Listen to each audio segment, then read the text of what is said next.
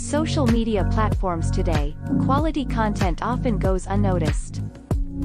On Den, users get paid for the creation, evaluation, and curation of quality content. Content creators are rewarded based upon the engagement and reach of their post or comment. Content evaluators are rewarded based upon the speed and results of their predictions about which content will trend or go viral. Community owners are rewarded based on engagement within their community. On Den, quality content pays.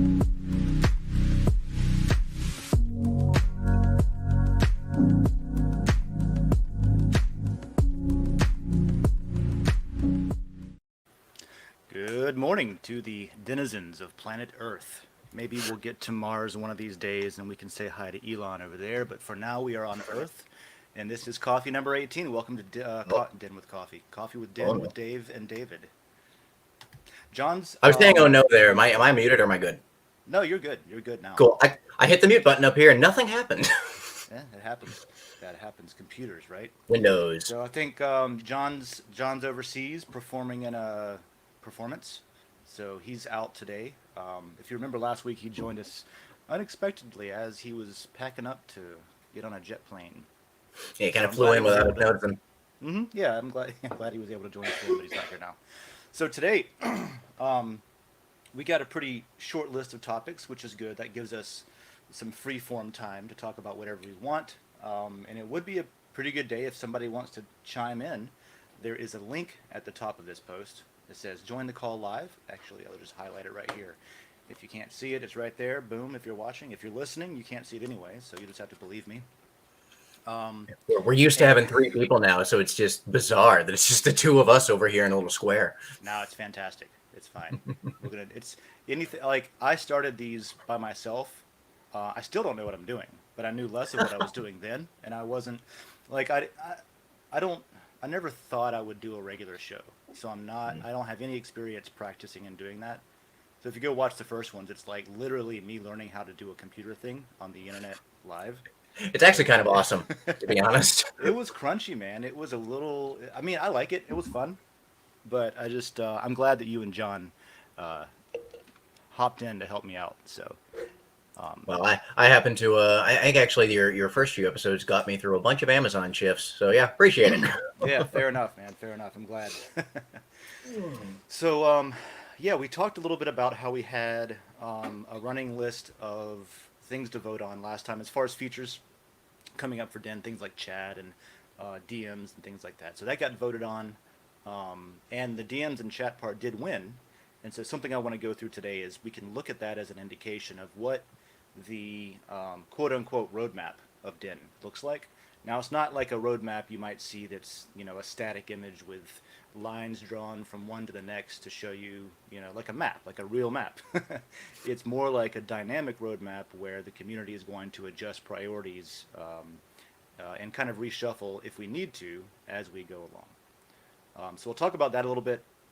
I want to talk about the metaverse layer that won the last LCP because we I forgot that one. Yeah. So we've got and Texas too is coming up. Texas, yeah. Well, no, Texas won. Well, Texas got bought, didn't it? Also, yes, they paid the I didn't win, but I still won it fee, or whatever we're calling that. I think airdrops did the same this time. And airdrops too, yeah. Speaking of airdrops, I still need to send Angel Breakers some matter. I think Joe does too.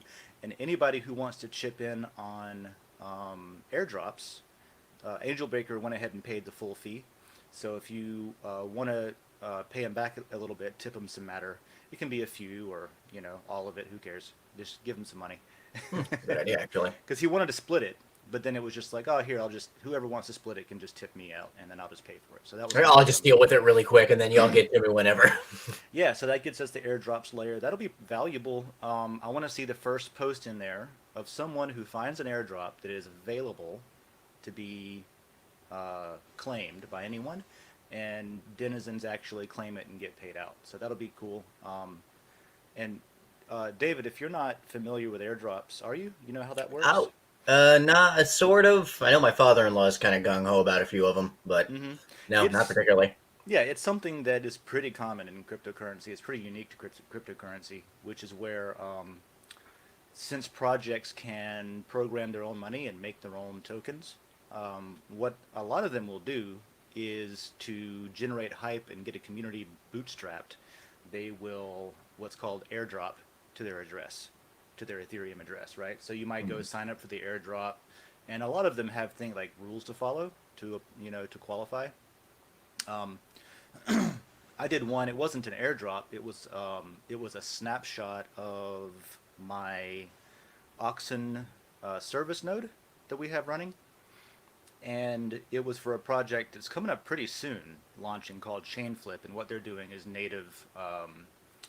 They're doing native token and coin decentralized exchange, right? They're doing a DEX that is able to natively swap between foreign blockchains. Right now, if you want to say like, Well, that's cool. yeah, right now you can go to what we're on, Uniswap, and you can trade any two Ethereum tokens on Uniswap, right?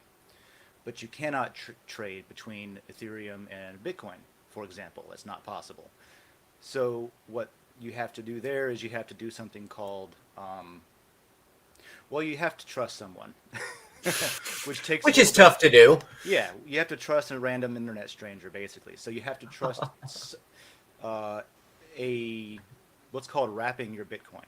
You wrap it with an Ethereum wrapper that someone wrote, and you're giving your Bitcoin to that smart contract, basically, right? And you're trusting that. And then you take the wrapped Bitcoin, which is just an IOU token, and you send it over to Uniswap and you swap it there. And then, you know what I mean? So if you buy Bitcoin that way, you then have to go to the wrapping service, unwrap it, and get your Bitcoin back. So it's cumbersome. That's the process. Yeah, it sounds like a pain.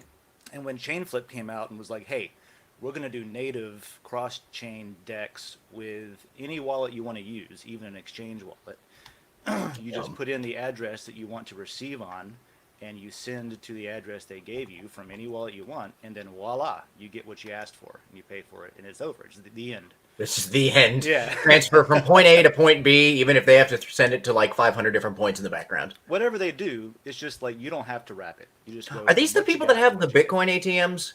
No. This is a new. Because that's like another very similar logo. Sorry, I'm looking at the CoinFlip site now. Oh, no. Chainflip. I'm sorry. Chainflip, CoinFlip is the people that do have the ATMs. Yeah, Chainflip.io. They're an offshoot from the Oxen team, which used to be called Loki. And so this will all be on a. This will be available. I'm pretty sure it'll be available on an anonymizing network too. So that'll be cool. Now I'm just flipping through looking at this. That's cool. So what I was getting at I had is no idea about any of that. Yeah, so this would go in the. This is something that would go in the airdrops layer, for example. And what I had to do is I had to maintain uptime on my node, my service node, for like 3 months or something. And then there were snapshots given, and you got a proportional amount of their flip Ethereum token, which is going to be used for collateral on their, you know how we use Oxen as collateral for our Oxen nodes? Mm-hmm. Well, so flip will be used as collateral for the Chainflip nodes. Well, that makes sense. Yeah, and it's probably going to be on top of the Oxen stack on the same network. Okay. So anyway, that's an example of something that I was able to qualify for. And then, if you do all the things, you get your reward for following all the rules and all that kind of stuff. Short and sweet. If you do the thing, you get your reward. Hey, get the pat on the head. Yeah, so that'll be cool airdrop. That's pretty neat, actually. People learn how to get free money, and that's useful. You know what I mean? Like, hey, Jack, my wife's father has talked about it a few times with a couple of the ones that he's got in the background that he's involved with. So he'll just be like, "Oh, I've got an airdrop coming up." I'm like, "I have no idea what you mean, my guy." Well, that was like, I don't know if I should say this or not, I guess, but like a couple of months ago, we needed to fund something for our mining company. And I called you. I was like, "Oh, right, I forgot." Oh yeah, that. I forgot about that. I accidentally qualified for a Flux airdrop, I already had one of their Stratus nodes, and so they did a snapshot again of at a certain point in time of if you hold this many, then you get this airdrop. Well, since then, I ended up selling and liquidating that node, which I regret, and I'll probably buy it back later. But actually, maybe I don't regret that because I learned yesterday that they're reducing the collateral required for nodes. So maybe it was a good call. Yeah, Anyway, it might have been a good I, toss. I love the project, but I did liquidate the node because I needed things and there was money in there. And I forgot about it. And then a while later, there was some advertising about their chain, their interoperability between different blockchains. And I remembered, oh yeah, that's what they were doing the snapshot for. Lo and behold, I had like 20 grand. Right. Oh crap. You know? Okay. And I was like, oh, hey, we can afford that thing now. Let's go buy Oh that. yeah, we should. I should probably start spending some time in the airdrop layer. Actually, now that you mention that. So that's something that's airdrop. You know what I mean? So that's what that layer is probably, I mean, hopefully going to be all about. And then later on, and this is part of the roadmap discussion. Once we get the smart contracts integrated into Den, we can do stuff like, I'm imagining if a user, then you can program actions in your layer, right? Is what that means. So then you could say like, if a user if someone who's subscribed to my layer posts about an airdrop, and maybe you tag it as airdrop so that the contract knows that this is a submission for an airdrop. And then people who like are able to claim money somehow prove that, and the person who initially posted the airdrop post maybe gets rewarded extra because they provided valid, good information that people were able to make free money on. So any kind of like extra layer on governance or interactions, or just like a response bot for a help desk and stuff like that can happen once that's done. So we'll see what we can do with that, and with Metaverse. I think will be a lot of like use for extra things to do. Like I would like to see Metaverse layer control and operate the Den estate and Decentraland, right? So if we get someone from the art layer or something that can do Blender or SketchUp or 3D modeling, then we could have the layer just control that plot. That would be cool to see it constantly get changed around by people that are playing around with it. That would be pretty sweet. Other than it being a large multi-structure gallery with no walls. Yeah. And a broken elevator, but that's a start. The elevator's broken? Well, it works. The elevator works. You just can't ride it. So So no, the elevator is not broken. No, you just fall through the floor when it starts lifting you. You can stand on it and press go, but when you start going, you just fall through the floor. So, it works. You just so it's just a Bethesda game. Yeah, basically. Oh man, hammered together with hopes and duct tape. Yeah. So that's what's going on, man. That's what's going on with Den. What's going on with you? I got some, Monero mining going on recently. I'm got some new machines to spin up that you're going to help me build. Oh yeah, that's right. What's going on in your life, man? How's not a darn thing for the most part. I saw you were learning some hieroglyphs. I don't know why I suddenly had the urge, like a couple of months ago. I was thinking about it. Well, actually, okay, we're gonna go into dumb story time here.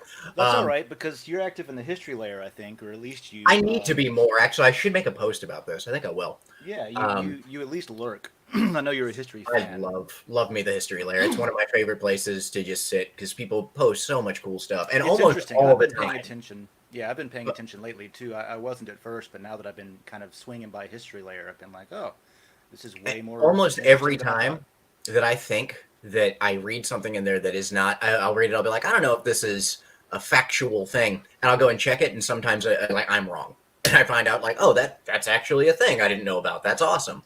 So I've been really interested in language lately for some reason, and language kind of started in like Assyria with this, thing called cuneiform, which is just little wedges essentially. That's a nightmare to learn because it's like 8,000 years old. Mm-hmm. So in order to do that, you need to know another ancient language which uses pictures for a lot of stuff. I was like, you know what? I think it's time to figure out what all the symbols on the walls of tombs mean. So I've learned a whole bunch about that. The bastards did not use vowels at all in their writing.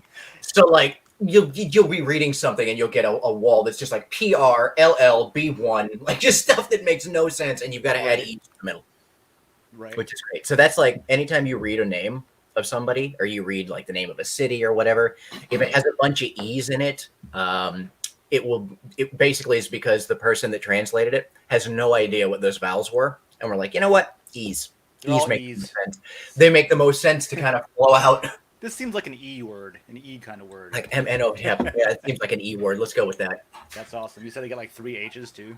Oh my God, they've got 4. They have we have the standard H, and then we have the dotted H, and then we have the third and the fourth H. They just named those that one. Decided not even to go with a name or a curve or nothing. As an American, I had to get used to even vowels having different like number of vowels. You know what I mean? Or whenever I was learning Spanish, I remember the ñ was like super neat. Oh, Like, God. it's a squiggly line in. Dude, freaking that kind of thing. Freaking Egyptians had you would have like a section that could mean one of 100 things, right? It could mean bread, could mean beer, could mean walking. The word was trample in this case. Well, you got to walk to the bar and get your Your beer and use liquid bread. They lived a lot off liquid bread back then. Yeah, it like made the water like not as dangerous. Yeah, right? the water was safe at that point. It was barely even. It was almost beer was different at that point. It was more like a thick, kind of murky stuff that wasn't super fermented and didn't have a lot of alcohol content. Yeah, I learned about that at a museum in Virginia. About they had a bunch of vessels that they had found, and they were talking about how basically everybody drank beer all the time, all day long. You were exclusively, paid in basically. beer. Just because if you drank the water, you might get parasites or some illness or sickness from the water. So we always think about with like Egypt. We think about, because of the biblical story, we think about slaves building the pyramids and everything. Well, they were actually mostly decently paid laborers at the time, and their rations were, I think, 2 loaves of bread and a full jug of beer for the day. Like that was they got that in the morning, and that was that was their evening pay and everything, and that's how they lived. But basically, they would with the freaking words, they would take sections, put them in there, square that little section of hieroglyphs off, and then put another one off to the side. That's like a picture of some legs. Yeah. So it's like, oh, that means that there's movement involved. So that's cool. Oh, so they're playing Pictionary. Mm-hmm. So and they put it. Okay, people. Wherever You they got go. it? People. Okay, legs. But they won't People always moving. put them. People moving. They won't always put them in places that make sense. So like it won't sit right next to it. It'll be like, oh, here's a square. Why are there 15 depictors up here on the right? Crap, which one of those goes to this? So it's like me telling a story where I get down one branch of the story and I say, oh, also, by the way, back up. Remember that thing I was talking about? Well, but that's required. There's been a joke in every book that I've read so far. So you can't learn it really at a school. Almost everybody that knows it has had to teach it to themselves from one of 2 books.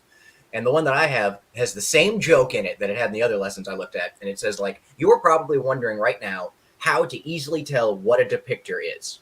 Anyways, moving on. Like that's like the whole section. It's like, oh, okay. I guess I'm just not going to.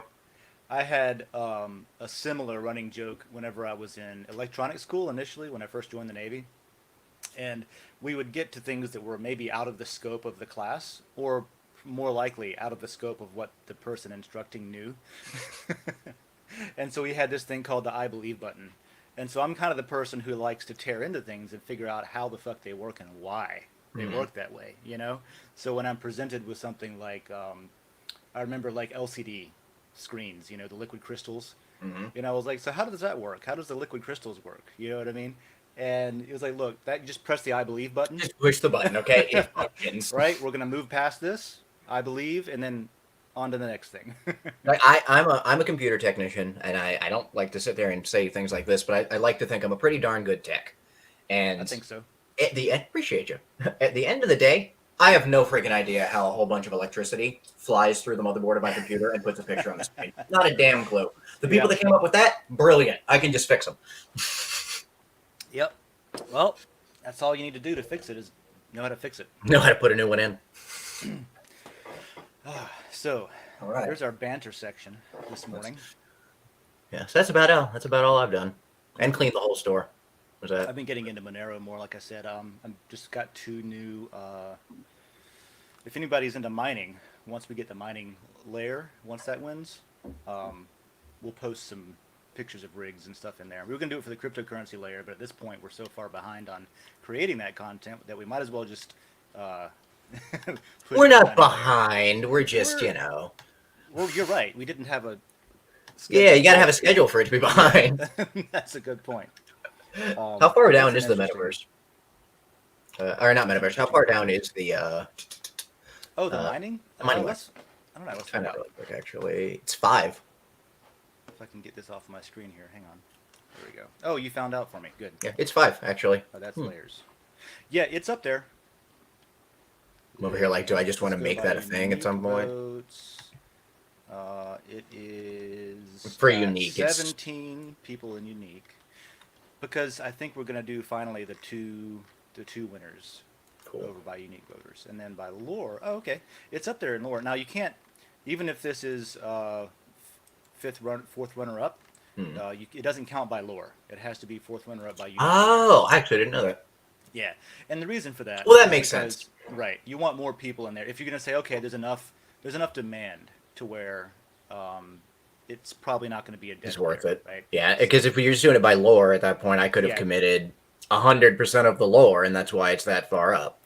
Yeah, just one person who didn't want to pay for the fee to create a B2B a business layer could, do that. Oh, that makes sense. Which is less valuable to the whole community. So that's that why works it's that for way. uniques. Yeah. So all right, but yeah, we'll talk about Monero a different time. I think it's I was gonna say, what are we doing about Monero? Well, we're mining it. Well, I know that, but which is the thing. Okay, we can talk about it for a minute. Yeah, talk about it. Why not? We got time. Yeah. So it's interesting, man. It's less profitable than some of the other things that I've basically than anything I've ever mined in my life.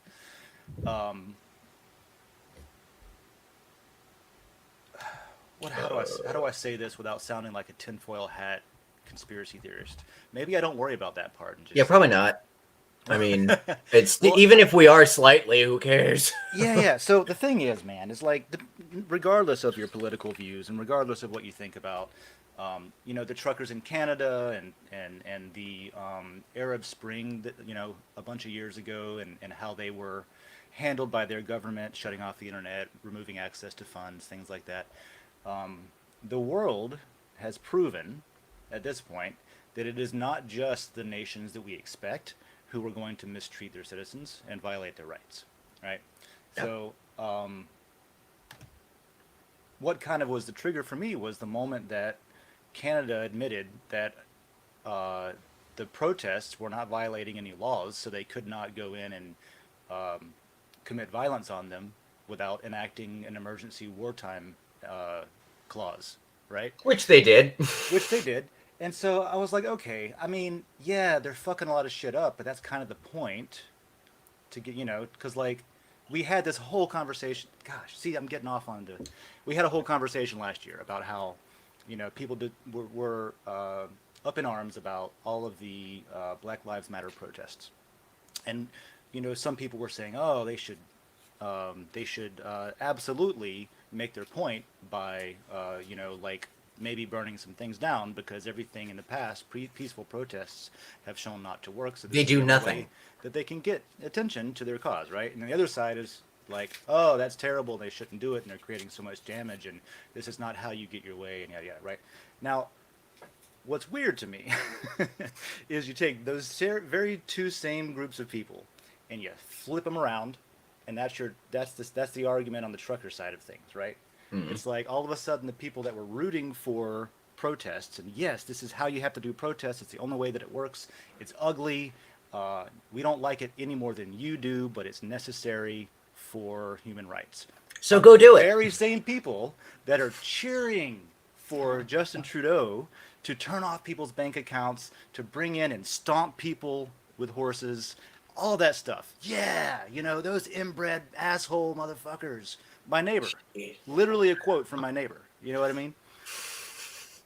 And so, I guess my point is, shit's getting crazy. And Canada started going after bank accounts, not only from people who were receiving funds, not only shutting down like GoFundMe and competing websites, but also anyone who donated to the cause. Mm-hmm. I have a quote from the Ottawa police saying, if you were involved with these protests, we will identify you and we will hunt you down. And so, doesn't that tip kind of into a realm where, okay, and I'm just like, I don't know, man. That's the kind of stuff that you see in, and I've read the same stuff you have, so we're on the same page here on this one. So, like, that's the kind of stuff that you see in a movie or a novel or Mm-hmm. something that is explaining a societal collapse on the rise, is explaining over control of people where it doesn't really need control. Like, I mean, you should be able to donate money to whoever the hell you want to donate money to. And there's no reason a government should ever be able to go in and just say, and I mean, I heard the deputy prime minister of finance or whatever was up there on stage saying, hey, we've enacted this and we will lock your bank account with no cause. And they did. And they did. And just being able to say the words, we will find you or identify you Yeah. and hunt you down, that's the stuff that people think the FBI does, is like a scare tactic. So coming from Right. Canada, that's kind of wild. So that said, the reason I'm mining Monero at a lower profit than I could have taken the same resources and I could have bought more Oxen service nodes, or I could have bought some Divi proof of stake master nodes on their network, which pay out amazingly, right? Could make more money than I'm making with mining Monero with the same initial capital, right? But instead I spent it on hardware, and I'm mining a currency that I don't have to go like out and buy it on an exchange, so I don't have to KYC and like say, hey, exchange, here's who I am, and I'm buying Monero. You just mine it, so then it comes to you anonymously, and then you have it in your wallet anonymously, and you can use it anonymously. And there's plenty of exchanges that take it. If you ever need to cash out for cash, you can then like choose to KYC and sell some of it, but you don't have to. For example, if you went out and bought some on an exchange, then there would be a record, oh, you have this much Monero. And so if Monero ever gets criminalized, which it may, then people would know that you hold that much, right? So I feel like mining it is a much more natural and sort of just kind of like anonymous way to earn.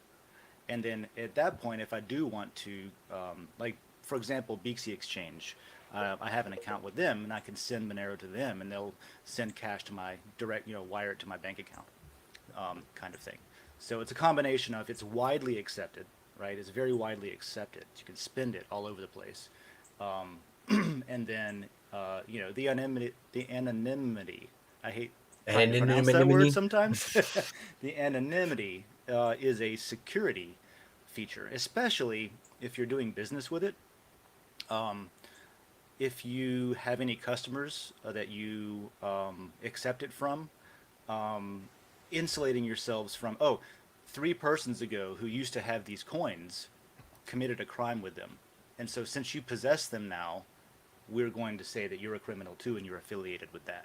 That's what's happening on Bitcoin right now, because Bitcoin is an open ledger and it's completely transparent. You can follow every single thing. In fact, there was a really technical savvy person who got busted recently because even though they used privacy tools and CoinJoin and mixed them and things like that, and even sent stuff over to Grin, which is another privacy coin, they were able to, researchers were able to unmix them and reverse all of the paths taken to obfuscate, another word that I hate to pronounce, the transactions, and figure out who it was, right? So you can't do that with Monero at all. You can see the transactions are happening, but you cannot see what's in the transaction. Who's it going to? Where is it coming from? How much coins are in it? None of that. But it also, at the same time, allows a business to be compliant by providing what's called an audit key. So if you got audited by, let's say the IRS has to come and make sure that you're paying taxes appropriately, you can still follow the law by giving them an audit key to look at your transactions and say, look, here's all my transactions. It should line up with what I paid taxes for. Everything's good, and you don't get thrown in jail, that kind of thing. So I think it's a very elegant solution, and the more I study it, the more I realize that you ever hear of a fork of Bitcoin called BSV or Bitcoin SV or Bitcoin Satoshi's Vision? Yeah, actually.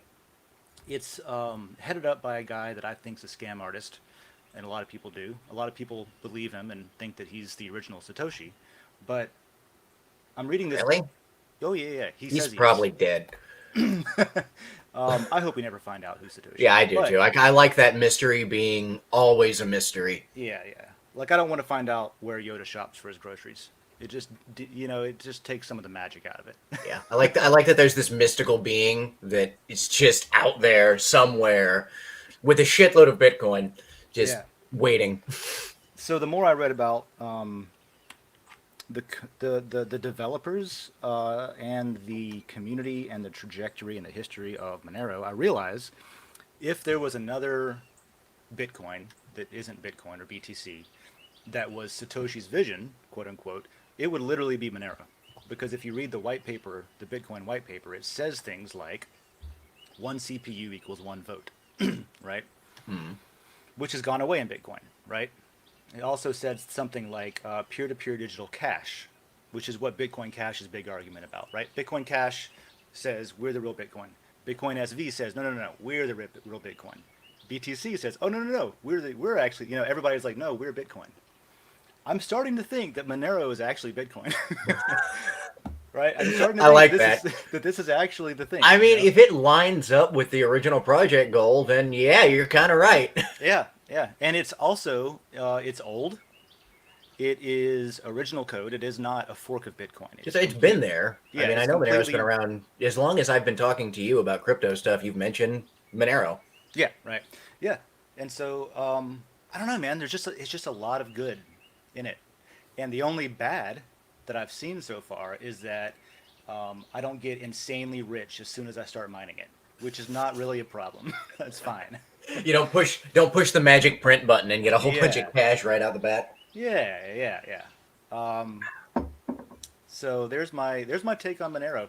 And the other thing that I used to have a problem with that I don't anymore is the emission rate. Bitcoin has a finite supply of 21 million, where Monero has a scheduled emission rate that is it cannot ever be increased, but at least it's predictable and you know what it's going to be. And I think that that's a very good compromise, because it allows, with Bitcoin, at some point in the future, the block fees that you win for mining goes away completely. You don't get anything anymore. So the idea is that the fees from people making transactions is where the miners are going to have to get their money from, right? Which, we all hate fees going up, but to me that incentivizes miners to only, like even right now, you get your transaction through faster by paying a higher fee. So maybe fees go up, and that's how miners make their money then. With Monero, it's a constant block reward forever. It's as low, it's like 0.6 Monero per block reward, but it's forever, so it gives miners forever an incentive to do the work and spend the money and the time and the effort of mining, that kind of thing. So different kind of vision, I guess, but it's a hedge. You know what I mean? Bitcoin ain't going nowhere. I'm not saying that, but it's a hedge against, we don't know what the next 10 years are going to bring. No, I mean, not at all. Look at the good example. Look at either the internet boom or the birth of home computing. I mean, people were making huge projects and doing all kinds of stuff with it, and then 2 years later, it's completely obsoleted by something else. Mm-hmm. Yeah. So we need the ability for good people to do good without an oppressive government stopping them. Anywhere in the world that applies, So okay, everywhere. Yeah, everywhere. So literally everywhere. Literally everywhere. So yeah, there's my Monero rant. Cool. Politics with Dave. I tell you what. Now that I'm a little bit parched, let's watch a little advertisement for Den again, and I'm going to go grab some coffee, and we'll be back right after this to talk about specifically. And let me go ahead and change the page here so it's there when we get back. To talk about what won on the first DENDAO governance vote for features, and then what the roadmap looks like coming up. All right? Okay, coffee break. All right, be right back. The internet is broken. Business models and site design are entirely geared toward advertising and not the reader. On today's internet, advertisements are distracting, invasive, and overwhelming. In Den, the primary objective is quality content. Instead of ads, you may occasionally see a boosted post where a user has risked value to increase its visibility. Just like any other post, you can upvote or downvote to help evaluate the relevance to your community. The more engagement a boosted post gets, the less the booster pays. Depending on the evaluation process, a booster can get up to 85% of their money back, if the post is well targeted and engaging. In Den, quality content is the primary objective.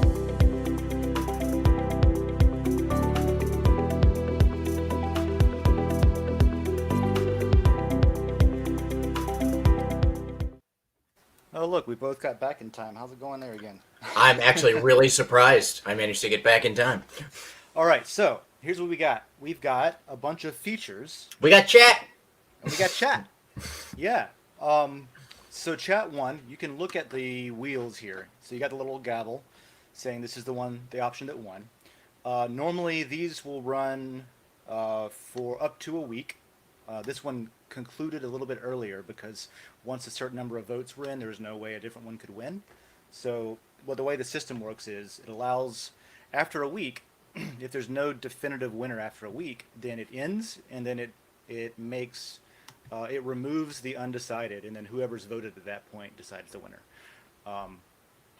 So this didn't need to do that; it got resolved earlier, and you can look at the wheel and see the percentages of which people voted for it. So you have creator, owner, and founder, and these are the three different types of denizens that are voting, and they're all accounted for with stuff that's on the blockchain. So you can hover over and you can see that the creator vote, which is people that the behavior side and the liquidity side are the two halves of the creator vote, and it got, let's see, 6% of the liquidity vote and 23% of the behavior vote. Liquidity, because this one on creator, because the liquidity on this one is derived from Uniswap's Matter pairing, Matter ETH pairing, and owner liquidity is derived from Uniswap's Lore ETH pairing, right? So Matter is what you get paid out in as a creator or evaluator. So that's why we consider that to be the creator side of liquidity. And then owner, Lore, is what you use to vote for layers that gets converted to lot. So that's like the owner's side of liquidity. And as of right now, only one person has any liquidity in for that side, which is why it says the full 50% for the liquidity voted for that. So I need to go in.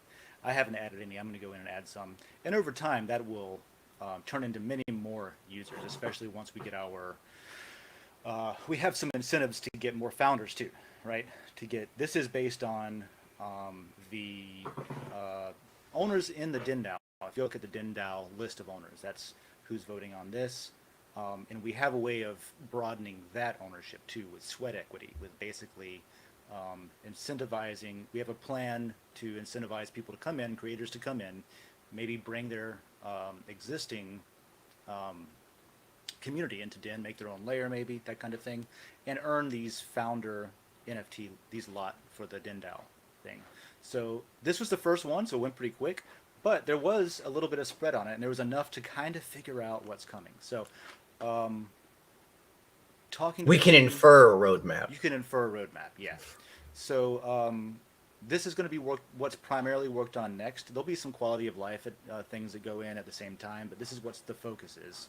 And I'm pretty sure it's going to go in this order. Lair Chat is already partially implemented in the app, and it works already. But that's going to be probably the first one that goes live. And then what's cool about that with you and I, with the Gainesville layer, is each layer will then have its own chat room for that layer. So if you're subscribed to that layer, you'll be able to chat in real time in the chat layer. Oh, and okay, so that's what that is.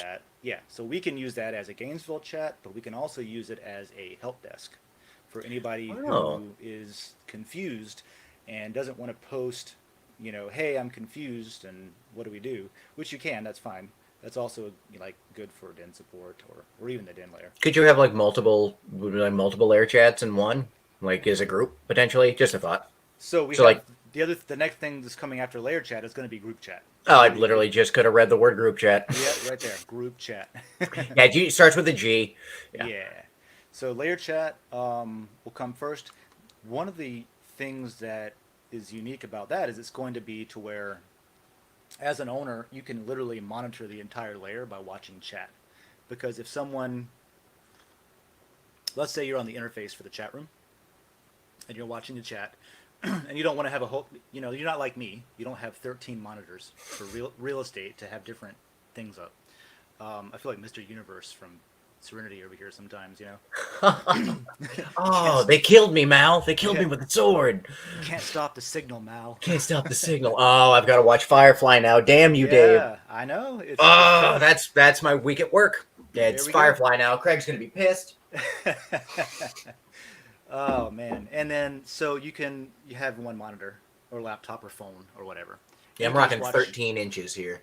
the chat room, and if someone does post though, it'll actually be a line in chat that the system submits to say, post in the let's say we're watching the Gainesville Lair. Somebody posts and it'll say post in the by this person, and maybe it gives a preview of it, and you can click into it if you want. And also replies. People are replying in it. It'll show up in chat too, so you can keep up with what's going on. For a Lair owner, that's awesome. I mean, Yeah. being able to just have a little second screen or something at your desk at work or at home that just has the whole Lair, everything that's going on really in the chat right there. Every time someone posts, every time somebody replies, you just kind of watch it. If you see something that looks way out of place or something really strange, you're gonna be like, I should probably check on this. Things like that. Ownership tools. That'll be great. And so from Lair Chat, we will then get, I think, group chat, and then after group chat's done, we will get DMs. So that should be the progression in that order from what the discussion's been so far. However, that is So what's not coming up next? Oh yeah, it's coming up next, very next. There's other things though too that people voted for, so we can get an idea of where people's priorities are. For example, show consensus data after some time and an internal proof report. Oh, that's a good idea. So I've showed you these proof reports before, right? Oh So yeah. you can, and I'll bring that up one more time just to show. What Bring up Eternal as it's just wild.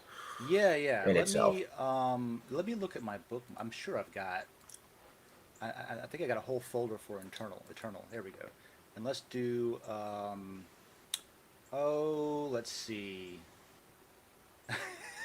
I shouldn't have put that on there. Okay, this is a different browser with different links. Let's just go to Eternal. I thought I was gonna have. Oh, you know what? I got a different browser. No. 1 second. I saved a couple of tweets that called a couple of people out. Saw that. I was like, oh wait, never mind. Oh shit! Maybe I shouldn't do this one right here. Yeah, right. Oh.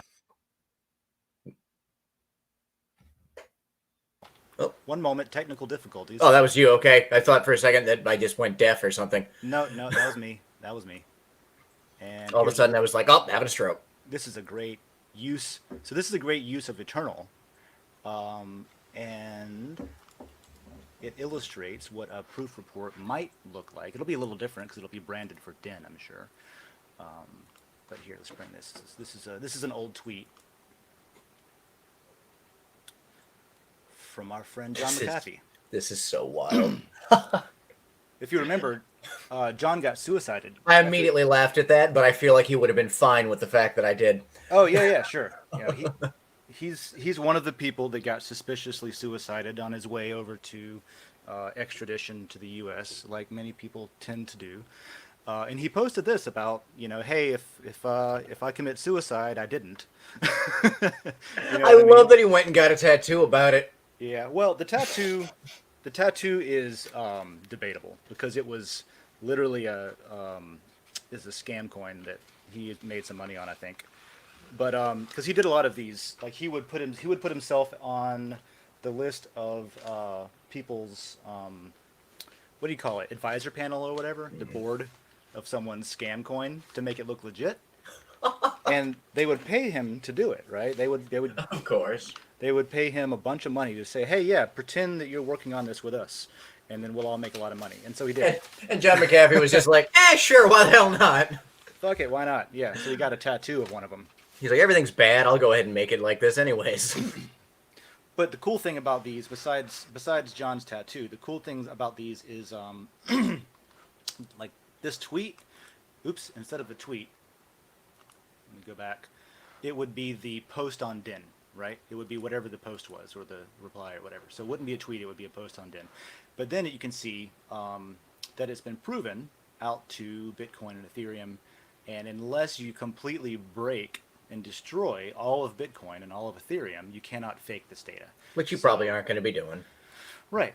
So that's the cool thing about the Eternal Reports. It shows you the path through DragonNet on its way out to the L5s. The L5s being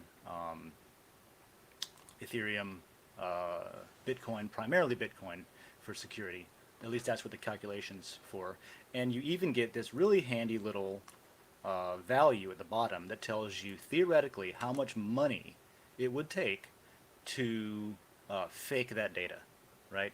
And even if you were to spend this much money to create this much hash power to reorg the blockchain and fake that data, everybody would know you did it. Yeah, somebody would The see it. whole world would know that Bitcoin just broke.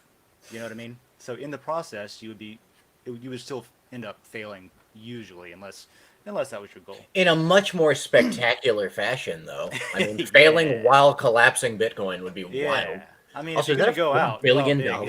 big. What now? Oh yeah. That would have cost $4 billion, Yep. $4.5 Yep. billion to fake it. Yep. And this grows over like every single day. This adds however much hash power on average it took to produce every 10 minutes, not even every day, every 10 minutes, there's more hash power applied to Bitcoin because it takes a global collection of hash power to produce that block, right? And so, yeah, every 10 minutes, every block, this number goes up and up and up. So the longer you wait to try to attack that data, the more, the less able you are to do it. You know what I mean? It's, At this I'm point, we're still talking, baffled by this as a whole, just yeah, Eternal as a we're whole. talking nation state or aliens to be able to break that, Or both. which is important. Not Actually, because according to that guy that we met at the first Den event, it totally could be aliens and nation states at the same time. Oh yeah, that guy. I wouldn't hang out with him, but I enjoyed hanging out with him at like Oh, he was a this kind of blast. thing. Well, no, I wouldn't call him up and say, "Hey, you want to go out and get a beer?" Yeah, probably not. Probably But not. I'm glad we ran into him because, yeah, it was a conversation that I didn't expect to have about a bunch of things I was unfamiliar with, Hmm. but I learned a lot, mostly about what he believed. Yep. Which was wild and a fun. Which was It was a fun wild, journey and in I'm not going to itself. knock it. I just No, like, not at wow, all. There's no knocking it. I yeah, mean, he could be yeah, right, and if he was totally right, then more power to him. If we find out there are aliens with yeah. long hair hanging out somewhere, So, speaking of being right, with the conspiracy theories and all that stuff, someone's right. Maybe I don't know who it is. someone's right. Someone's right. So if we get all of this data on chain, later on we can prove like who was right. We can have an award system for who was correct with the conspiracies. You could be the most important thing is you can't get someone saying, "Oh, like you can prove that you're not full of shit." If Yep. oh, I've been saying that for 10 years. No, the fuck you haven't. So you were a You know liar. what I mean? No. But with this, now you can. And so this will be available for, like for this post here, there would be a proof report available for it. I need to start cashing stuff into Eternal, anyways. Yeah. So that's what that's about. So that'll be a feature it'll be voted on again, and there's people voting for this one too, more than one. So that'll be in the relatively near term. We also have this thing called the Happy Button on the roadmap. We don't know where it's going to land, but it's got at least one voter, and I like it a lot. I think after we get through DMs and maybe the Matter purchase one, where you can buy it with a credit card kind of thing, I might be voting for the Happy Button next. Have you heard it all? What is that is? what is the happy button? I'm It- trying to cobble through it with its Yeah. description. Natural, Natural language semantic integration. integration. So there's I forget the history of where it came from, but there are either it's either a I don't know if it's a startup or students or somebody who has an organization at a university on the West Coast, but it's something that exists that somebody offered to work with us to integrate into Den. And it's really cool. We just haven't had time to do it until now where we can prioritize what we're doing. And the way it works is this. A happy button would be like if you're in a shit mood, but you want to look at Den, but you don't really want to like, you getting that cringy feeling, like I don't want to go and like talk to people because people can be ugly sometimes. You can press the happy button and it'll only show you positive stuff. In other words, if you're writing something out, you might get a happy score to where it's evaluating what you're writing, and it's like, hey, some of this is kind That's of negative, cool. some of this is kind of leaning, it's just kind of like, this is negative, a way of saying it, maybe rephrase some things, and you rephrase it and you get a better happy score. Or maybe you don't care about being happy, right?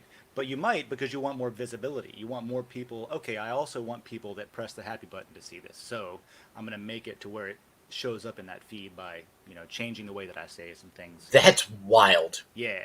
And then also, think of second language and third language and sixth language English speakers. You might not understand that the way that you're saying something can come off negative, that kind of deal. So it's a system that evaluates what's being written and suggests, hey, this is going to be probably received as negative or probably received as generally positive. And then users can choose like what version of Den they're looking at, the happy version or the unfiltered whatever version. Now, can we have an opposite? A version that just shows me seething, angry posts all day. I don't think I'm for that. I mean, I'm not for it. I just am wondering, like, can that technology just be flipped? I'm sure. I feel like John would love a button that let him just see stuff that made him angry all day. Well, the cool thing about this is that at the bottom of these votes, there's a section to discuss, right? You can actually that's cool. You can actually reply to the voting thing and have a whole conversation about it. And so once we get to the point where we're voting on a happy button, we can fully have that conversation. And maybe we even vote on how the happy button works, but at least have a discussion about, hey, should we have it a toggle where it's normal to happy, or should we have it a three-way switch to where it's normal to happy to mad? Mad. Am I in a bad mood? Do I want to see stuff Yeah. that's going to make me worse? Yeah, maybe, you know what? Maybe you just want to vent. And you Some wanna be people, like, sometimes you just got to be angry as hell. yeah, like, oh, what are people yelling about? That at least gets you, that at least is useful to get you a list of people who don't mind yelling at you or being yelled at, theoretically, right? Oh, these people want to be negative and terrible? Awesome. That's exactly what I need right now. This is the group I'm in today. So that's possible, yeah. I don't think that's how it's intended. Well, let's not. That was obviously more of a joke than anything. Well, I had to think it through, and maybe there's a use case for it. It could have one. I mean, I could actually kind of, now that we've talked about it a little bit, the three-way switch I could see. Yeah, I mean, most things can and will be adapted to what, like, overall the community seems to want. Yeah, the end of the day is what they want. Mm-hmm. So we voted for this. I actually voted for this personally, and then we got together. I didn't ask you, sorry, but asked a few people. I'm on the Decent Gains account, so this is the Gainesville Lair. Decent Gains votes how Gainesville wants it to vote, so it's a different vote, right, than my personal one. But we all wanted this because this will allow you to not care about learning crypto, not care about Uniswap if you need to get Matter.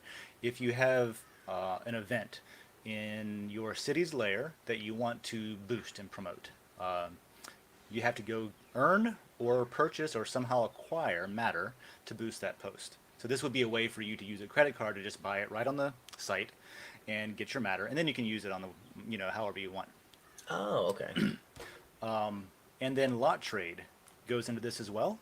And so that'll be a way for you to swap your lot for a calculated amount of Matter directly on the platform without having to go out to OpenSea without having to trust anyone, hey, I'll tip you this if you pay me this Matter. You know what I mean? There's no, like, right now there's no escrow, there's no way of making sure someone doesn't lie to you and not give you the money. So this would be a way to, number one, determine what your lot is worth. That will be calculated for you. Oh, that's cool. Based on real on-chain data, based on the rewards. So, if you hold a lot, you get, just by holding that, if you do nothing, you get some sort of rewards based on how that layer is doing. Now, you get a lot more rewards if you do something and build a community, but it comes with passive income. So you take the emission of that token, like how much Matter it mints every day on average, and then you can assign it an ROI, basically. Like, okay, you can decide to sell that for 1, 3, 9 months return, meaning, okay, I'm going to sell it for, it'll take you 9 months to earn this back on the average if as a holder. You know what I mean? If you're holding this, and then the person buying it can think, okay, well, 9 months based on the current average, but if I get involved, I know that I'm bringing in some people that will participate, and that 9 month ROI might come down to like 2 or 3 months You're instead. able to shave some So substantial time off. yeah, people can make entrepreneurial decisions like that. They can make, you know, whatever they find a use for. It's Legos in a toolkit, but it gives you a way to determine what that's worth, and that can be used in the leaderboard once we get that going too. Which is another one. I don't know if we got any votes this time. Let's see. So we've got Matterlot trade definitely coming Cross posting. soonish. Nexus chat. We said happy button, and the consensus data and proof reports got some votes, so that'll be in the next, you know, handful of rounds. And then what else do we get votes for? Anything else? Let's see. It was kind of short this time. Like I said, we've got to spread out the ownership a little bit and the participation in this, but it was the first one. I think that's, yeah, that looks like all the ones that got the votes. So that's what I would say is our near-term roadmap. Or if you just go look and see what people voted for, it gives you an idea of what we're looking for, and that's going to be what we do. Whatever overall the community wants is going to be what the developers spend time on. So that's Which our is the loose beauty roadmap. of it. Yeah, I so want that's our loose cross-posting. roadmap. Cross-posting will be cool, yeah, because then, we're already getting layers that, if you listen to what John was saying about how he picks what layer to post in, he'll pick maybe not the one that is most appropriate for the content, but the one that still is somewhat related to what he wants to post and gets the most payouts on average, like the most votes kind of thing. So instead of doing that, he could just say, all right, well, I will just cross post it to 2 or maybe even 3 layers because it applies to all of them. And then he doesn't have to worry about that. I just tried to click layers on your screen. It happens. Yeah. All right. So let's come back to Metaverse in a moment. I want to skip down and see if we have any. Let me refresh. I'm going to skip down and see if we have any input. I know there's a couple I responded to already, but let's see what we've got community-wise for input. All right. We've got from Unminer No Crypto. Whole topic sound great, but DMs without a block option isn't a good idea. I hope That's very true. that you have a block option in mind about DMs. Yes, and so I've replied to this one already, and that's great because there's going to be a lot of things like that seem obvious after you say it that I actually hadn't even considered. I'm sure we would have considered it at some point, but maybe not. Maybe we'd have completely let that slide because nobody thought of it if we did not have the community input. If we didn't have this like DAO structure where everybody gets to vote on what they want, and then also the discussion under the vote in, hey, make sure that it's implemented this way, and we don't miss anything. So thanks for that. That's excellent. Excellent. Ladazzi, I hope I will finish my job before the show starts. I hope you did. And if not, it's recorded, so listen back. You can hear us banter on about Monero and Canadian truckers. Canadian truckers and DMs, yeah. And Canada. Yeah. Speaking of, this is a terrible screenshot because it has the shape of the phone in the background. But I thought this was a good meme. Putting on his glasses to see it clearly. Oh God. Okay, I didn't see that you responded to that. Yeah. It relates to our earlier conversation. Oh yeah, no, it does. Big time. Yep. You will see. Cool. So that's takes care of that. Sometimes we have a big long list of questions, and not today. So let's go back up to Metaverse. Yeah. We have a Metaverse layer. Like we said, Metaverse Texas and airdrops won the last round. Metaverse primarily won, and then the other two paid a fee to make theirs happen too because they got close enough. Did I subscribe to it yet? Have the new layers been made yet or no? Yep, I made them. I'm good. Oh, did you? Yeah. Well, I'll be darned. I gotta finish. We don't have. This week's been shitty for me. So they're live, but I have not created the lot yet. They're accounted for and it works, but they're not able. Like they're not on. They're not real yet. Okay. So I'll be making those today. Metaverse. There it is. I am an owner of the Metaverse. Cool. Somebody took awesome. Jacob Wayne, you went and checked it out. Dope. So this is the nice. Awesome, awesome. So this is the Oh, hey. that's Jacob Wayne's character apparently, and then that's our building that we were talking about where the elevator doesn't work. See the holes in the middle? The lift goes up through all these holes, and there's a platform down at the bottom. But you just stand on it and you fall through it. I'm sure that Jacob Wayne had the same problem when he went and checked it out. So yeah, thanks for posting the metaverse layer, brah. I would like to, and Alice in Wonderland was first in all three of the new ones. Burst. Yeah, cool, cool, cool. Ooh, That's concept cool. art. I love me some concept art. This is what I think of when I think metaverse. It's like Oh God, yeah. neon and It's got some very cyberpunky and vibes to it. yeah, that kind of thing. So yeah, this property here, and I'll just bring this picture up again in the background. Right now, it is a gallery for Mirror Visionware, who has a bunch of NFTs and who built that for us so that we had something instead of just an empty lot. So what I want to do, and there's a dragon on there that he put too. Yay. And so what I want to do is I want to, I own that property personally. So what I want to do is I want to loan it out to be controlled by the metaverse layer, right? So as the owner, you can set the operator. Right now, the operator is Mirror Vision, also a denizen. Sometimes, comes around to talk about things and stuff on World Blockchain. But if he's interested, or if another denizen is interested who can do some 3D modeling in like either Blender or I think SketchUp is supported, however it works in Decentraland through the creator interface, or the builder interface, I think it's called.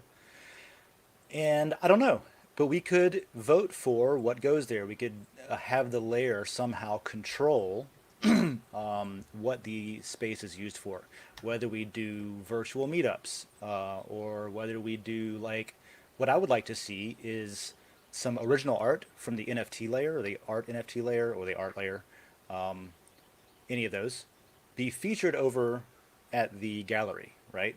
So we could, for example, have a contest in the metaverse layer where people, sort of like Boosted Friday, where you nominate someone's original content, not your own, but somebody else's original content to be boosted.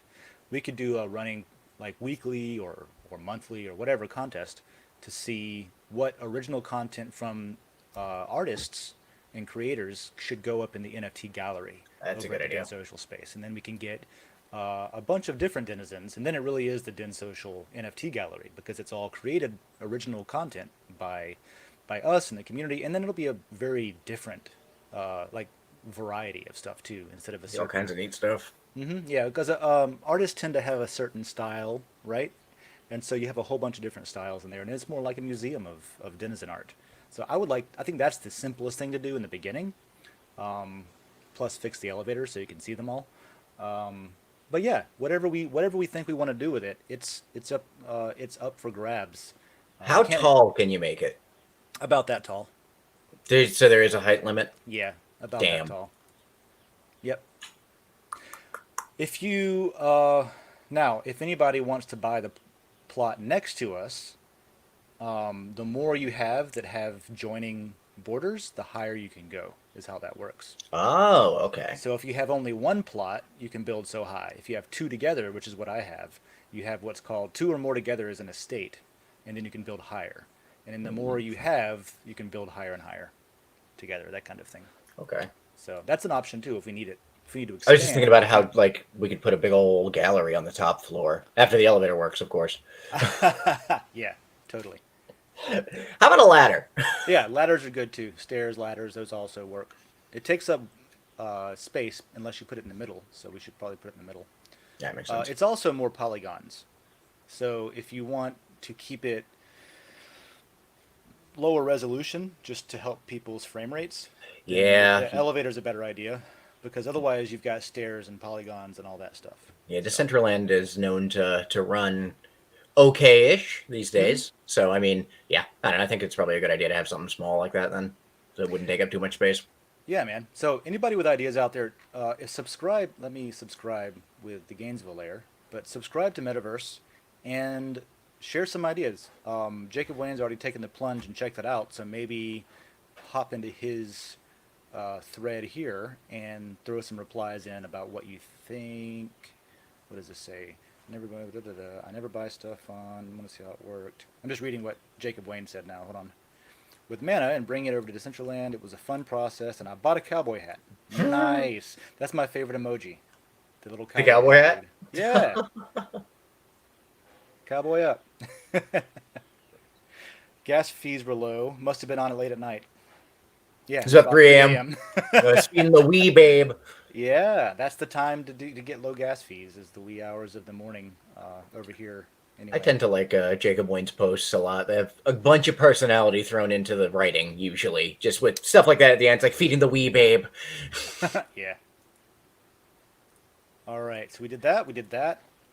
And... Oh, wait, what am I doing? Back up again. Talk to myself for a minute. Did we miss anything on here? I just want to make sure. I don't think so either. So cool. I would say go add some liquidity if you can. Maybe use Jacob Wayne's approach of waiting to the wee hours of the morning while gas fees are low. And I'm going to be doing this. I should have already, but I need to add some liquidity both from Gainesville and from myself to the lore ownership pool over on Uniswap. And then the more people that add liquidity, the more of people have a vote in that portion of the pool. So it's important to do that. If you know how to do it, do it. You can even add, if you have to, one-sided liquidity in Uniswap. Sorry, I hate to just cut you off really quick here, but do we have a show coming up on the 25th? We do. Oh, well, okay. Well, so I know what I'm doing Saturday night. All right. Yeah. It's Friday night. It should be Friday night. Friday night, you're right.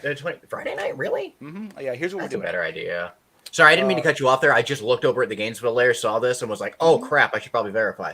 That's fine. No, all I was saying is if you know how to do it and if you want to, go ahead and add liquidity to Uniswap v3 in either the Matter Lore pair or the Matter Ether pair or the Lore Ether pair, and that'll get you more votes on what features are coming up, right?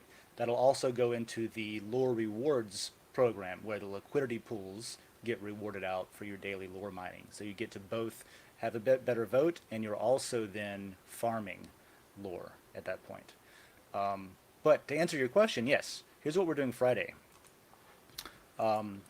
I am giving, there's 2 workshops followed by a DJ, and while the DJ is entertaining, there's an art show going on between a few people locally. So it's different than last time. It's not like live bands playing. It's more of a professional networking and art show, right? It's actually going to be cool. So Tristan, Y'all Weird, is going to do a workshop on how to do your own research. I should consider recording 1 or 2 of these. We should. If they go well, we can we can release them. And if I stumble and it doesn't go well, then maybe not. Then I'll release it without him noticing. It's fine. Yeah.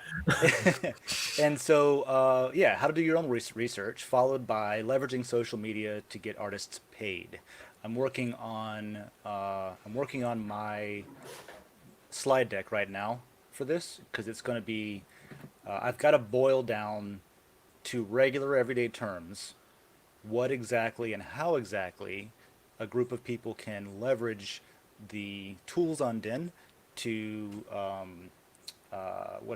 to augment what they're already doing, much of it for free and much of it cumbersomely and time consumingly, like voting on things as a group and things like that. So this is going to be focused on it's really going to be about Den, but it's more about social media in general. So we're going to be talking about Facebook, we're going to be talking about Instagram and things like that. And then we have DJ Robzilla. Blake Briand and Amelia Cecilia and the Righteous Rhinos are going to be showing their art. Okay. And these are all local Gainesville artists. This is a very my town kind of thing. And one of the points of me doing all of this is I want to do it, of course, because it's fun. Stressful, but fun. But also I want to make my own sort of blueprint for here's what I found that works for getting your local community, your city, on board with Den.Social, right? Because every new denizen makes the whole platform more valuable. So what I want to do is I want to take what I've learned from trying to do this in several different ways and say, okay, here's what I did that works, here's what people respond to, here's what is getting people's interest, and at the same time, here's what people respond negatively to, and here's what turns people away. Maybe think about how you're saying this because people don't like to hear these terms. This is all like really valuable field research, kind of. And then we can hopefully, instead of just having the Gainesville layer as the only, as the first, I would say the first city that has its layer.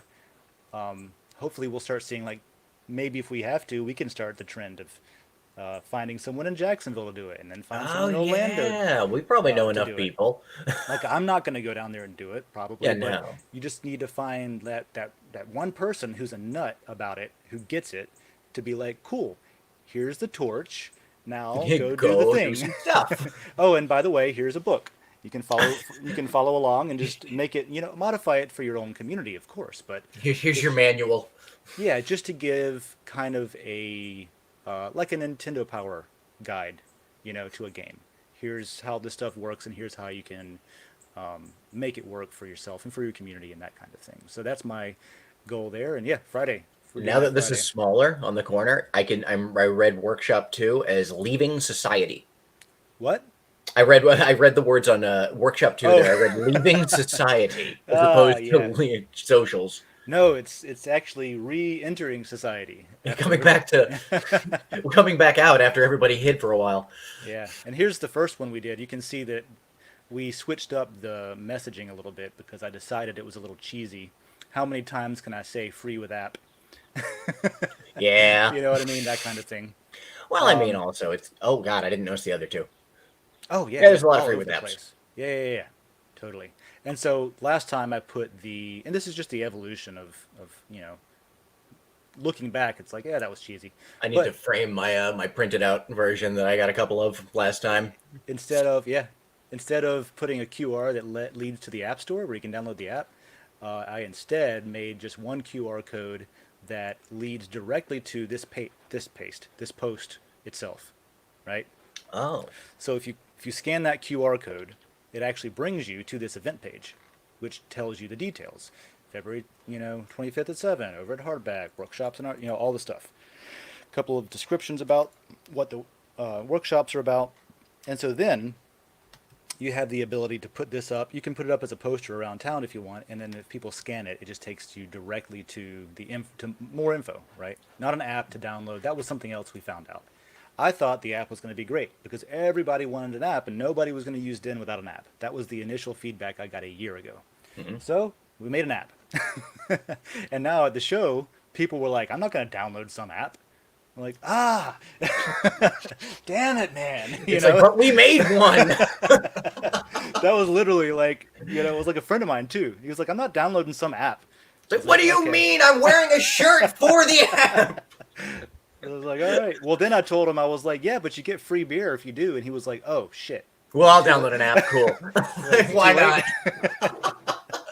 So it's always a matter of, it's herding cats. That's what the guide will be, is how to herd cats. Because everybody wants something different. You just have to figure out who's on the same page and facilitate them working together. And that's what Den's all about, I think. It's just a bunch of cool cats. Doing their cat thing. Yeah. You continue for a moment. I'll be right back. Sure. So that's interesting, and that's more, that's like a local thing that we're doing, but I hope it's interesting for somebody else who's thinking about how to, take things in their own hands in their own city too. If you ever want to talk about that, we can set up even a meeting, and talk about it, because I'm all for promoting anybody who wants to take the reins and make Den and a lair for their town their own sort of creation. And I mean, I'm literally registering a business around it and making it a whole thing. But you don't have to do all that. You can just make Den something that your friends use, and even if like there's 5 or 6 of you that use it, and that's it, that's enough to seed a community. Because then every now and then you start having meetups, and then you invite people in to talk to them about what you're doing. If you can get any one business to either accept Matter as payment just during your event, or even allow you to like uh, give people drink tickets as they give you the Matter if you're set up or something to do that, and then the bar takes drink tickets just like any other event. Those are things that I've seen work really well, and slowly but surely um, you'll see a lot of people come out that think they're interested that don't turn out in the next 2 or 3 times. You'll see more people turn out when cryptocurrency is way popular, especially if you build it as a blockchain or crypto thing. I've personally seen the most success that from like not one time like show up and see if I'm interested, but like consistently being interested in the thing, from removing any talk of cryptocurrency, removing any talk of blockchain, and just talking about what Den does better than other platforms. Like, we don't steal your data and sell it to advertisers. In fact, we don't have any traditional advertising. You know what I mean? So your personal information is not, it's secure because we don't have it. It's not, there's not a database waiting to be broken into, that kind of thing. Or it's all just living for some reason. Yeah, or the fact that it allows you to manage an existing group. If, like in Gainesville, what we're doing, everybody who comes out to an event or a meetup or whatever gets a token, right? And you'll see this list if I bring it down. This is everybody who came out to the last event or helped get it started, who wanted to participate. Not everybody cared, like I said. Some people were like, I'm not downloading some app. But the people that did come out and the people that did want to try out the app got a free lot, right? And I just tipped it to them on the spot. And then that grows over time as well. And then these people get to vote on things that your basically club wants to do. And over time it becomes a movement. And hopefully we'll get some things like, for example, the Buskers Guild in town. Gainesville, the city of Gainesville is launching a pilot program with a $25,000 initial budget to compensate street performers for busking downtown, to get more street performers in downtown Gainesville. So I'm talking to Mama Trish. That's wild. She's heading that up, and I'm a couple days behind on catching up with her on that. So if you're listening, sorry. But the idea there is I'm going to use them as a case study on Friday for my workshop. And I'm going to explain exactly how, in detail, they can use DEN's governance systems with the lot and voting and all that stuff to streamline their Buskers Guild, to make sure, because think about it, you're getting a little bit of a budget, but really you're getting a pilot program that you need to scale up the existing group that you have. You need to herd those cats, get everyone's input. But you need to collect data too. You need to collect participation data. You need to collect things that you can show the city to prove, hey, this pilot program was a success. Not because we think so, not because the public, voted or came in to speak positively of it, but because of this data that we have that is all, by the way, provable on chain, right? It's unfakeable data. And we can show the growth. We can show the participation rate of all of the buskers, basically who is like checking in or voting on issues or whatever. And if we want to go this far, we could even incorporate behavior-based governance, which is what kind of DEN's magic, some of DEN's magic is the ability to vote on stuff, not because you hold a token, but because of your merit or your relative participation rate, your behavioral score. Just by interacting, right? And you can do that with, the cool thing with that is you can have the public weigh in while still sort of weighing people's opinions based on how much, not how much skin in the game they have, but by how much value they have been bringing in the first place, right? If somebody's making a bunch of noise, but they're not even showing up for the meetups, maybe they don't really have a vote. But if somebody's like complaining about something, but they have been participating a lot, you want to make sure that that person's vote is heard. You know what I mean? So these are all tools that any group, the workshop's going to be about artists and musicians and things like that, but it applies to anything. It could apply to a chess club if you wanted it to, or something like the university has so many organizations that could use this. And yeah, hyper-DAOification of Gainesville would be Let's do it. excellent. I didn't So even know anything about there's that. some vision there. Yeah, yeah. There's some of the vision.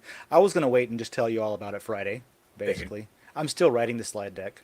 I've got 2 slides. I hope to not have more than like 5 or 6. I don't need to be death by PowerPoint, that kind of thing. That seems, yeah, 5 or 6 is probably a good idea. Also, I kind of like that picture we have for the background of Gainesville. Yeah, I don't know who owns it. I found it on the internet. I like it a lot, but I don't know who owns it. So I'm gonna I swap it mean, out one of these days with. I've actually bid on 2 images on OpenSea that are Gainesville related. This is something, and now I'm just kind of rambling on again about Gainesville. But again, I hope this is useful at least. If you can put your own city or your own organization or club in place of Gainesville and do the same thing. If you go on OpenSea and search for the name of our city, there's some images on there. And I was like, well, if I buy the NFT, then I should be able to use it commercially as the banner for my business's layer, right? yeah. So this is the Den stuff. So if I search for Gainesville, you'll find stuff tagged as Gainesville. You got Dave & Buster's over at Archer Road, I guess. Oh, yeah, there's a They're Dave doing and Buster's now. NFTs. I don't know what this Gainesville, Florida go of Dave & Buster's again. Gainesville.eth, somebody bought that. Gainesville, Florida.eth, somebody has that up. Yada yada. Domains. But if you scroll down past all this Dave & Buster's shit, There's so much. yeah, you get things like, okay, here's a map of Gainesville. Oh, that's cool. One's green, one's red. And so somebody made a little map of Gainesville. And these are things where normally I might go to Getty Images or, someplace and I purchase from a photographer through there. And then Getty Images gets all the money and the photographer probably gets pennies. This is directly from the photographer, the listing. You know what I mean? I might stay up till 3 a.m. like Jacob Wayne did to get the gas fees to go down. But let me just go to the bottom because I think the one I wanted to show you is down here. I don't know, that map was pretty cool. The map was pretty cool, but it I was a kind of want the square. map. It was a square. I could buy 2 maps and put them together to make a rectangle. No, because then it Wow. becomes a weird map. Do you see how many Holy Dave and Buster's crap, things Dave are and up? Buster's. They need to Geez. can you stop? Are they all individually numbered? Yeah, they are. Oh, God. Here we go. Oh, So thank the Lord. here's Depot Park, right? Oh, it's one of my favorite places to go walking around, Oh, actually. I have it. It's mine. Look, owned by Distant. Oh, okay. Well, then that's the one. All right. So yeah, awesome. So I bid on this, and then I hit the guy up on I guess they're out of Orlando. I found them on Facebook and was like, hey, is this yours? I put a bid in there. Go check it out. That's cool, though. Created by some guy 87, overhead of Depot Park. So yeah, here is Depot Park. This is a really Right. good picture of it. It's just like a drone shot. Yeah. So I'm going to. How about this? Let's set this as the image on the Gainesville layer right now, and then we will start talking our way out. Right. That works. So let's do this. Let's just do it live. do I'm it going to live. save it. I'm going to save it. And is it showing? Why is it showing that? Why it shouldn't show my interface? Oh well. I'm going to save that as. I was gonna say, it's definitely showing your whole system here. Yeah, I see that. That's whatever. And then this is because I own it. I have most of the. Actually, do I? Yes, I do. So I'm just going to do this with the Decent Gains account. I think who holds most of the lot in this layer. And because of that, it'll just happen. Like normally you have to go through the voting and stuff. But if you happen to be, this is a business layer that I own, or that Gains, this account owns most of the lot to. So let's see here. It should just happen, right? Theoretically. Probably. So profile, banner. All right, describe change. I'm going to say, and so whenever you're making a GI, whether this is a banner change or an avatar change, people are doing this pretty consistently now. But say something about what you're doing so that the people that are voting on it know what they're voting for, right? So I'll just say, change the banner to an image that we own the rights to. Because fairness, Yep. or something, you know what I mean? And so I'm going to say, all right, I want it to be not the gardening tips. The gardening tips was funny though. It said, reminder, when you bury a body, cover it with endangered plants so it's illegal to dig it up. See, that's clever. See, that's thinking on different levels there. Yeah. So this was called Depot. Yeah. Oh. There we go. So I'm going to pick that one, right? And I'm going to suggest that that's the new banner. Now, normally this would go up for a vote, but this is just going to happen, I think. So propose. Oh no, file size limit. How do you deal with that? Well, you can deal with that a few different ways. I am going to deal with that later. That's how I'm going to deal with it in a different time. That's my strategy. Just open it up in Paint and scale it a whole bunch. Yeah, you can open it up in any image editor and scale it down. It's pretty easy to do. I'm just not going to take the time to do it right now. Yeah. So yeah, that's it, man. That's I cool. like that we own the Depot image there. Yes, We have the rights to it. That's I know. awesome. Me too. The other one, I just said that's it and went back to OpenSea. That's we're gonna go back and look at it again now. This happens. This is us. This Forward. is what happens. Oh no, the Dave and Buster's. No, forward again. No. Okay, I'm not doing it now. Oh yeah, no, screw that. All these things that I need to take more time on, doing it later. Later times. I'll show you the other ones though. They're pretty good. There's one of first magnitude as Oh, that's well. cool. So The Depot yeah. one's good though, just because I freaking love Depot Park. Hey, so if anybody has any questions about anything that we didn't cover today, throw it in the. You can throw it in the replies here. I'll get it. I'll try to answer it the best I can, or wait until the next post comes around for coffee and post it in there. Or if it relates to something that is in the other shows that are on Den, we have 3 a week at least. To where you can put in comments or questions that relate to it and get some sort of answer back. The one that is going to be, well, here, I'll go in order. Yesterday, on Tuesday, was Super Happy Dragon Lucky. That is an update on Den and Dragon Chain, which is the blockchain network that Den is hosted on. And that is Tuesdays at 11 a.m. Eastern time. All my times are going to be Eastern. And then every week also, we have this show, Coffee with Den, which is 9 a.m. Monday mornings. This show always has a link up here to join. So if you wanted to talk to us about anything and join the conversation live, you can do that. And then on, you know what I should add in here is the governance call isn't on here. Okay, so I'll have to add that. So I completely Blockchain forgot. Roundtable is every Thursday at 11 o'clock Eastern. So that has a rotating topic list that is voted on by people who participate in that show, who have the lot. So if you leave a question that relates to the topic, this week's topic is Layer 1 blockchains. So like Ethereum, Bitcoin, Solana, really like Bitcoin Cash and BSV also. I'm sure we'll get into a conversation about that epic fork and civil war in the community. But layer 1 just means the base layer of the platform. So it would not include something like the Lightning Network, which is a layer 2 solution for Bitcoin, or optimistic rollups, or ZK rollups on Ethereum. Oh, those are a layer 2 and stuff like that. And it probably doesn't count, with Dragon Chain. I don't know if the way that it's engineered, there's 5 layers native to Dragon Chain as kind of the baseline. Now you can pick and choose which ones you want or don't want, but yeah, I don't know. We'll have to see if we get to talking about just layer 1 or level 1 on Dragon Chain, or if we want to talk about, all the different, probably just level 1, if layer 1 blockchains. So that's Thursday. We did mining last week. I like that one a lot. So if you haven't listened to the mining talk, I haven't. it's recorded. Yeah, I know. But actually, that one's going to be good, though, the one next week. Yeah, the one that's not listed here is the governance call. We do have a DIN governance call every Thursday.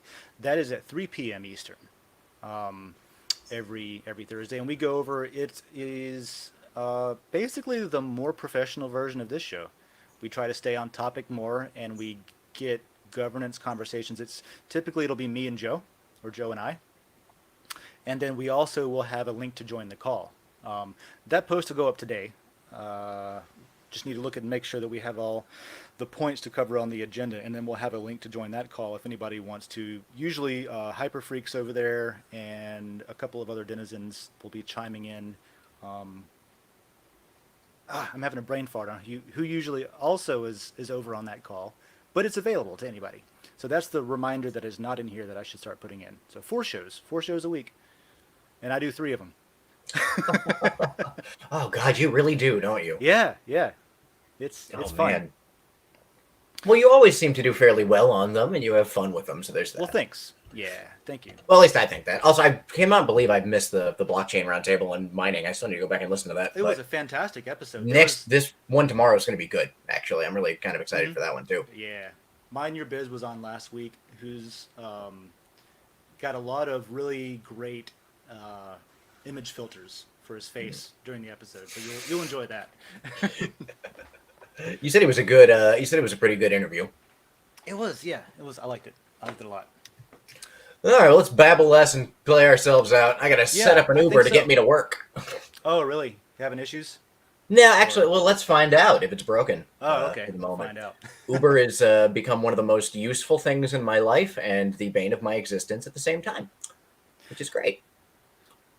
Well, the only thing I'll say about Uber is that I think their time is limited, because that's... Oh, you're probably right. That's one of the applications for smart contracts, is to basically take the concept of Uber and create a collection of smart contracts that performs the same service that Uber does, and then the drivers can just interact with Ethereum instead of having Uber take a cut of their profits.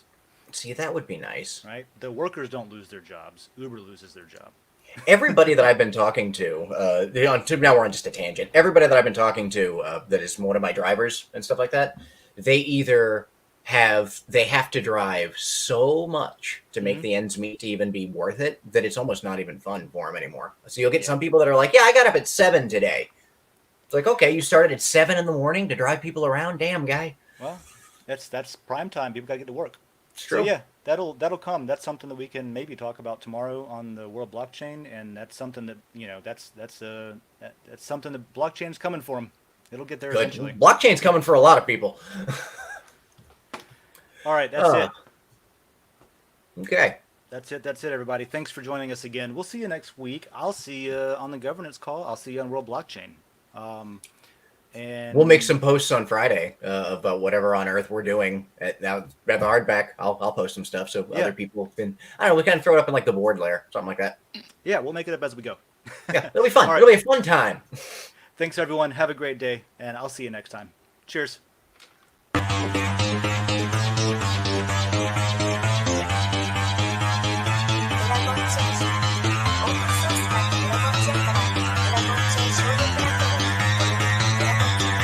Because that goal will serve to organize and measure the best. Adaptable, raw capital, label radical yet rational. A tactical approach is palpable if this animal is fallible. But that conclusion is laughable, so with for all detachable from the mandible, you see it now?